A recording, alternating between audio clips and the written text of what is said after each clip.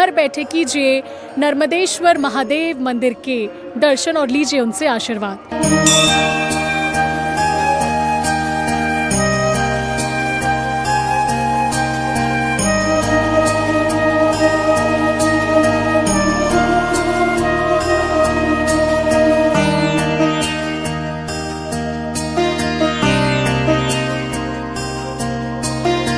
इसे सीता कुंड कहा जाता है और बोला जाता है कि यहाँ से छोटी माँ नर्मदा का उद्गम हुआ था। नर्मदा कुंड में पानी हमेशा भरा रहता था, लेकिन किसी कारणवश भैया लोग बता रहे हैं कुछ विगत सालों से गर्मी में रबी के फसल के समय पानी सूख जाया करता है। कुष्ठ रोग या किसी तरीके की बीमारी, खुजली हो रही है, स्किन प्रॉब्लम हो रही है बेसिकली, तो वो यहाँ के पानी में डुबकी लगाते हैं और उनकी सारी परेशानी दूर हो जाती है। तो दर्शन करने से, कोई भी महादेव का तो दर्शन करने से अपनी मन की इच्छा पूरी होती है, ऐसा कहते हैं।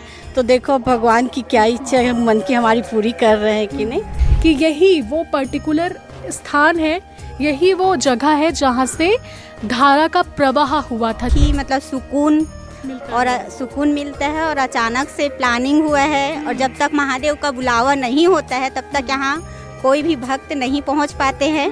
मान्यता बहुत है, लेकिन उस तरीके से क्या प्रशासन ध्यान देता है मंदिर पे? हाँ दे रहा है। और मेला जब लगता है तब कैसी व्यवस्था रहती है? बहुत व्यवस्था रहती है, ब्लॉक की तरफ से रहता है व्यवस्था। 1600 शताब्दी में कहा जाता है कि इनकी स्थापना की गई थी। कुछ कहते हैं कि ये स्वयंभू हैं, कुछ कहते हैं कि माँ नर्मदा की नदी से इनकी प्राप्ति हुई थी। सबसे बड़ी बात ये है कि लोग कहते हैं कि यहाँ पर गौ हत्या का पाप धुलता है। नमस्कार, मेरा नाम है निधि भारद्वाज और आप देख रहे हैं सीजी भास्कर। आज मैं आपको बेहद ही ऐतिहासिक और धार्मिक मान्यताओं से भरपूर एक शिव मंदिर के दर्शन कराऊंगी। इस जगह को कहा जाता है छोटी माँ नर्मदा का उद्गम। अगर आप ये सुनकर ये सोच रहे हैं कि कहीं मैं अमरकंटक में तो नहीं, तो आप गलत हैं। मैं हूँ बिलासपुर ज़िले से लगभग 40 किलोमीटर दूर और तखतपुर से लगभग 20 किलोमीटर दूर बेलपान गांव में, जहाँ पर है ये खास नर्मदेश्वर महादेव मंदिर स्थित। इस मंदिर की जो मान्यता है वो काफ़ी अनोखी है और आप इससे समझ लीजिए कि यहाँ पर हर साल माघ पूर्णिमा में मेला लगता है, सावन के वक्त भी लगता है और काफ़ी दूर दूर से भक्त यहाँ पर पहुँचते हैं भगवान के दर्शन करने के लिए। तो चलिए आपको करवाती हूँ मैं मंदिर के दर्शन। तो घर बैठे कीजिए नर्मदेश्वर महादेव मंदिर के दर्शन और लीजिए उनसे आशीर्वाद। तो शुरू करते हैं इस पावन कुंड से, जिसे सीता कुंड भी कहा जाता है। दुख की बात यह है कि इस वक्त हम गर्मी के मौसम में मौजूद हैं और ये जो तालाब है वो पूरी तरीके से सूख चुका है। आप देख पाएंगे यहाँ पर कितने सारे शिवलिंग स्थापित हैं और ये जो कुंड है इसे सीता कुंड कहा जाता है और बोला जाता है कि यहाँ से छोटी माँ नर्मदा का उद्गम हुआ था, यहीं से एक धारा का प्रवाह हुआ था और जो पानी है वो जाकर मनियारी नदी में मिल जाती है। तो गर्मी की वजह से ये पावन कुंड फिलहाल सूख चुका है, लेकिन जैसे ही बरसात का मौसम आता है लबालब पानी यहाँ पर भरा होता है। अब सबसे बड़ी मान्यता जो है वो मैं आपको बताती हूँ, जो यहाँ के लोग कहते हैं, भक्त जो मानते हैं कि अगर आपको किसी तरीके का रोग है, कुष्ठ रोग या किसी तरीके की बीमारी, खुजली हो रही है, स्किन प्रॉब्लम हो रही है बेसिकली, तो वो यहाँ के पानी में डुबकी लगाते हैं और उनकी सारी परेशानी दूर हो जाती है। साथ ही साथ इसे माँ गंगा का भी तर्ज दिया गया है कि जिस तरीके से माँ गंगा का पानी काफ़ी ज़्यादा पवित्र और पावन होता है, उसी तरीके से जब लोग इस कुंड में आकर डुबकी लगाते हैं तो जो उनके द्वारा किया गया पाप है, किसी तरीके की गलत चीज़ें या यूँ कहीं नेगेटिव चीज़ें हैं, वो उनसे दूर हो जाती हैं। बुरी चीज़ें, बुरी भलाई चीज़ें सब नष्ट हो जाती हैं, ये लोगों की मान्यता है। छोटी माँ नर्मदा का उद्गम स्थल मैं अब आपको करीब से दिखाऊंगी। यहाँ पर एक छोटा सा मंदिर जैसा निर्माण किया गया है। आप देख पा रहे होंगे कि यहाँ पर एक मूर्तियाँ भी स्थापित है। मैं अपने कैमरामैन से कहना चाहूँगी कि वो थोड़ा कोशिश करके दिखाएं कि यही वो पर्टिकुलर स्थान है, यही वो जगह है जहाँ से धारा का प्रवाह हुआ था। जिस तरीके से अमरकंटक में माँ नर्मदा अपने आप उन्होंने जन्म लिया, उद्गम स्थल माना जाता है, वहाँ यहाँ से भी अपने आप वो धारा की प्रवाह आई और इस तरीके से पूरा कुंड भर गया और ये जो कुंड है वो बहते हुए मनियारी नदी में जाकर मिलता है। चलिए अब आपको कराते हैं बाबा भोलेनाथ के दर्शन। तो चलिए कुछ भक्तजन भी पहुंचे हुए हैं यहाँ पर मंदिर में दर्शन करने के लिए, उनसे बातचीत करते हैं। सर क्या नाम है आपका और कहाँ से आए हैं? मेरा नाम प्रशांत कुमार तिवारी है और मैं बिलासपुर चकरभाटा से आया हुआ हूँ। हाँ। और अपने पूरे परिवार के साथ आया हूँ और दर्शन का लाभ लेने आया हूँ और बहुत अच्छा लगा। यहाँ पे सिर्फ थोड़ा सा एक वो लगा, नर्मदा कुंड में पानी हमेशा भरा रहता था, लेकिन किसी कारणवश भैया लोग बता रहे हैं कुछ विगत सालों से गर्मी में रबी के फसल के समय पानी सूख जाया करता है। तो प्रशासन को इस पर ध्यान देना चाहिए कि यहाँ आसपास कोई बोर करवा के कुंड का पानी हमेशा भरा रहे, इस और ध्यान देना चाहिए। बाबा भोलेनाथ के दर्शन करके कैसा लगा आपको? बाबा भोलेनाथ के दर्शन करके तो बहुत ही अच्छा लगा। ऐसा बोला जाता है कि यहाँ के जो महादेव हैं वो भूमि पूर्ण है, बहुत वर्षों पहले से बनाया हुआ, पुरातत्व विभाग के द्वारा बताया गया है कि ये पुराना है। तो दर्शन करने से कोई भी महादेव का तो दर्शन करने से अपनी मन की इच्छा पूरी होती है, ऐसा कहते हैं। तो देखो भगवान की क्या इच्छा है, मन की हमारी पूरी कर रहे हैं कि नहीं। कैसा लगा मन की आपको? बहुत अच्छा लगा। यहाँ हमारे मिस्टर पटवारी जी हैं, जी जी जी। तो यहाँ दर्शन कर लेते हैं, करके आए। अच्छा आप कुछ कहेंगी? मैं मिसेस पैल द्विवेदी बिलासपुर हाँ। कोनी से। हाँ। मैं यहाँ सेकंड टाइम आई हूँ और इस मंदिर पे आने से बहुत ही मतलब सुकून सुकून मिलता है और अचानक से प्लानिंग हुआ है। और जब तक महादेव का बुलावा नहीं होता है तब तक यहाँ कोई भी भक्त नहीं पहुँच पाते हैं। जब भी उनका बुलावा होता है तभी पहुँचते हैं। उनकी कृपा से ही हम यहाँ तक आए हैं उनके द्वार पे। आज ऐसा हुआ कि पिछली बार आप आए कुछ मांगा? पिछली बार भी ऐसा तो कुछ नहीं हुआ है अभी तक नहीं हुआ है, लेकिन उस टाइम मेरी इच्छा थी कि बाबा आपके बुलावा से ही मैं फिर से दोबारा आऊंगी और आज आ गई। कुल मिला के बहुत अच्छा लगा। सही में एक बात हमारी बहू ने सही कहा कि यहाँ के हमको बहुत सुकून मिला, मतलब सुकून और शांति दोनों का एहसास हुआ।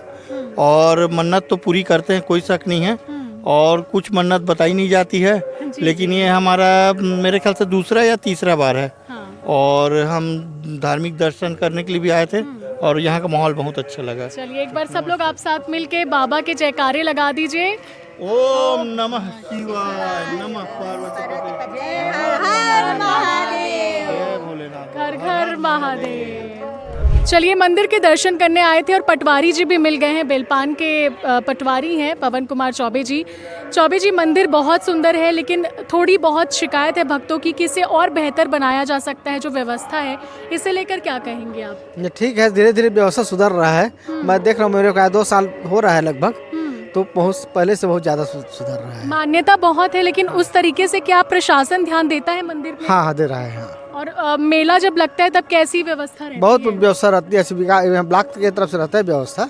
हाँ, ग्राम पंचायत व्यवस्था करती है। ग्राम पंचायत। और कितनी भीड़ आ जाती है जब मेला? बहुत भीड़ रहती है उस समय, उसमें पानी भी रहता है कुंड में, और बहुत अच्छा सुहावना लगता है। अभी तो पानी पूरी तरीके से सूख चुका है, तो इसके लिए नहीं, इसलिए है कि सब जगह बोर हो गया है, तो बोर का पानी, नाला का जो पानी है अंदर से बहता हुआ, उसको बोर खींच ले रहा है अपने तरफ, इसलिए सूख गया है। नहीं तो पहले पूरा वर्ष भर पानी रहता था। छोटी नर्मदा का इसको उद्गम कहा जाता है। हाँ, वही बताते हैं कि यहाँ से सीधा नर्मदा का सिग्नल है। अच्छा, हाँ, वहाँ से कनेक्शन है सीधा। माँ नर्मदा के हाँ, मतलब जो नर्मदा कुंड में नहाने से पुण्य मिलता है, वही पुण्य यहाँ नहाने से मिलता है।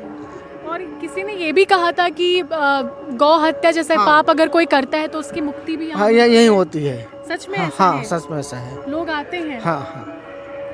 चलिए, और यहाँ का जो शिवलिंग है वो किस तरीके का है? बहुत बढ़िया है। स्वयंभू है? स्वयं स्थापित है। स्थापित है, स्वयंभू नहीं है। 1600 में बना था। चलिए बहुत बहुत धन्यवाद आपका। तो आपने सुना, पटवारी जी खुद ये चीज़ बता रहे हैं, और जब मैं इस मंदिर पर खबर बनाने के लिए भी आई थी। चलिए तो अब करते हैं महादेव के दर्शन।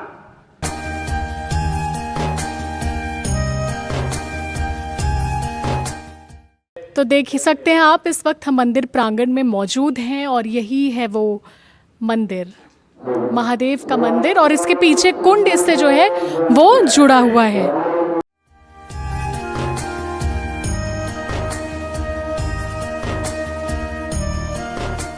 तो यही है नर्मदेश्वर महादेव। 1600 शताब्दी में कहा जाता है कि इनकी स्थापना की गई थी। कुछ कहते हैं कि ये स्वयंभू हैं, कुछ कहते हैं कि माँ नर्मदा की नदी से इनकी प्राप्ति हुई थी, लेकिन कुछ ये भी कहते हैं कि इन्हें यहाँ पर एक राजा के द्वारा स्थापित किया गया था। पर लोग चाहे कुछ भी कहें, पर ये बात तो सत्य है कि जो भी यहाँ सच्चे मन से आता है, सच्चे मन से मांगता है, उसे बाबा खाली हाथ नहीं जाने देते। लोगों को काफ़ी यहाँ पर आने के बाद सुकून मिलता है। भक्त भी ऐसा कहते हैं। कहते हैं जब तक बाबा का बुलावा नहीं आता तब तक भक्त यहाँ नहीं पहुँच सकते। और आखिरकार मुझे और हमारी सीजी भास्कर की टीम को बाबा ने बुला ही लिया। हर हर महादेव। तो ये मुख्य महादेव का मंदिर था और ये आसपास अन्य जो भगवान हैं उनकी भी मंदिर स्थापित है। सबसे बड़ी बात ये है कि लोग कहते हैं कि यहाँ पर गौ हत्या का पाप धुलता है। अगर किसी ने गौ हत्या का पाप किया है तो वो इस मंदिर में आ सकता है और अपने इस पाप से छुटकारा पा सकता है। तो हमने नर्मदेश्वर महादेव मंदिर के दर्शन कर लिए। अगर आप भी यहाँ पर दर्शन करना आना चाहते हैं तो एक बार फिर से मैं आप सभी को इसका एड्रेस बता दूं। बिलासपुर ज़िले से 40 किलोमीटर दूर है, बेलपान गांव में स्थित है। तखतपुर से लगभग 20 किलोमीटर की दूरी पर स्थित है। और साथ ही साथ सबसे बड़ी बात, गौ हत्या का पाप यहाँ पर मिट जाता है। काफ़ी बड़ा मेला लगता है और साथ ही जो भी सच्चे दिल से मुराद मांगता है वो भी पूरी हो जाती है, ऐसा लोग कहते हैं। भक्तों से भी हमने बातचीत की, उनके मन को भी बहुत शांति मिलती है। आपने खुद देखा कि किस तरीके से 40-50 किलोमीटर दूर से लोग यहाँ पर दर्शन करने पहुँच रहे हैं। बस थोड़ी सी दिक्कत ये है कि गर्मी के वक्त पानी सूख जाता है। ग्लोबल वार्मिंग जैसी स्थिति पूरे दुनिया में बनी हुई है और इसका असर हम हर जगह देख पा रहे हैं। तो जो धार्मिक मान्यताएं हैं उस पर भी असर पड़ रहा है। कुंड पूरी तरीके से सूख चुका है, जिसे सीता कुंड कहा जाता है। उम्मीद है आपको हमारा ये वीडियो पसंद आया होगा। तो अगर आपने हमारा चैनल सीजी भास्कर सब्सक्राइब नहीं किया है तो जल्दी से सब्सक्राइब कर ले, क्योंकि आगे भी हम इसी तरीके से छत्तीसगढ़ समेत अन्य राज्यों में भी जो भी प्रचलित धार्मिक स्थल है उसके वीडियोस आपको दिखाएंगे, उसके बारे में बताएंगे। इसी के साथ मुझे यानी निधि भारद्वाज को दीजिए इजाज़त। नमस्कार, जय हिंद, जय भारत, जय छत्तीसगढ़।